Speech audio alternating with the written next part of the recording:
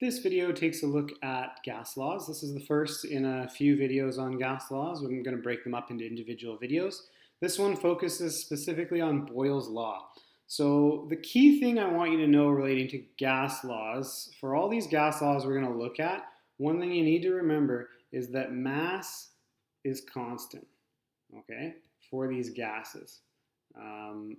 So when we're dealing with Boyle's law, Charles' law, Gay-Lussac's law, the mass or the amount of moles of that substance that you have has to be constant. The other thing to recognize when you're working with Boyle's law specifically is that our gas is at a constant temperature.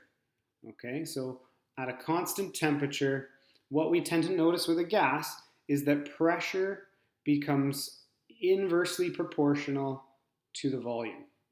Okay, so that means if I look at this graph, when the pressure is going up, the volume gets smaller. Okay, so that's what this is showing. At a higher pressure, you have a lower volume. As the pressure goes down, the volume is increasing. That's why they're inversely related. One is going up, causing the other to go down. If we look at this graph, it plots pressure on the y-axis versus inverse of the volume, right? And you'll notice that now, if the pressure goes up, the inverse of the volume is going up. So that shows us that there's this inverse relationship here. We see that pressure is changing the same way inverse volume does. So that's why we have this proportionality statement. And what it allows us to do when you have a proportionality statement is that we can turn this into an equation. So we can say that therefore pressure is equal to K, which is a constant, over our volume. Now, this is how we go from a proportionality to an equality. You introduce a constant. We've just called it K. For everything we do with these gases, K doesn't matter to us. What we actually want to do is we want to look at a gas under one set of pressure and volume conditions and compare it to a different set of pressure and volume conditions. So what becomes really important is the fact that we can rearrange this to get K equaling P times V. Because if we have a gas at one set of conditions and a gas at a different set of P and V conditions, we know that K has to be the same in both scenarios. So what it means is when comparing, and how this becomes more useful to us, when comparing two conditions,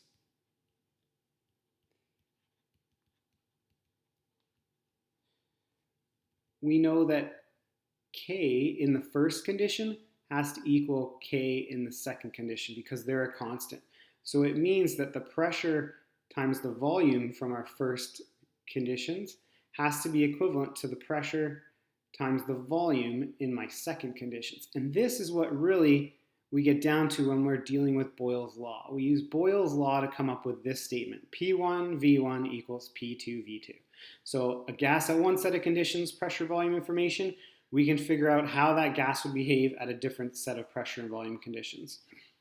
So let's take a look at a couple of examples here. Well, one example anyway. There's more in the presentation and there's more in the practice to do. But this example here for our Boyle's law question is a sample of gas placed in a 1.5 liter container. And initially the gas pressure was 1.2 atm. If the pressure was increased to 2.7 atm, what would be the new volume of the gas? So my suggestion to you when you're dealing with these questions is try to keep track of things neatly. So write down what you know. So in this question, I know that my initial volume is 1.5 liters, and that initial pressure is 1.2 atm. Okay, and I know that the new pressure becomes 2.7 atm. And I know I'm trying to find what the new volume is. Okay. Now, units for pressure. Doesn't matter what they are as long as they're the same unit. Same with volume. Volume units don't matter as long as they're the same unit. So if I use liters in my calculation for one volume, my other volume will have to be liters. So using that relationship we developed from Boyle's law, P1 V1 equals P2 V2, we can rearrange to find V2. So V2 would equal P1 V1 over P2. And then we can just substitute in our numbers. So we've got 1.2 atm times 1.5 liters and we're going to divide that by 2.7 ATM. And when we do the math, we get 0.0.666, and so on. And then based on significant digits, everything in this calculation has 2, so my answer has to be 2 significant digits. So it would be 0.67, and that unit for volume would be liters, because I started with a unit of liters right here. So if you're keeping track and you're sort of focusing on what's going on, you would see that these ATM units being the same, they'll cancel out, and we're left with units of liters, right? So that's important that you make sure those units for pressure are the same. Units for volume should be the same as well. But again, doesn't matter what your pressure units are as long as they're the same, right? So that becomes our answer. There's our new volume, 0.67 liters. Okay, so that's how we tackle a problem using Boyle's law.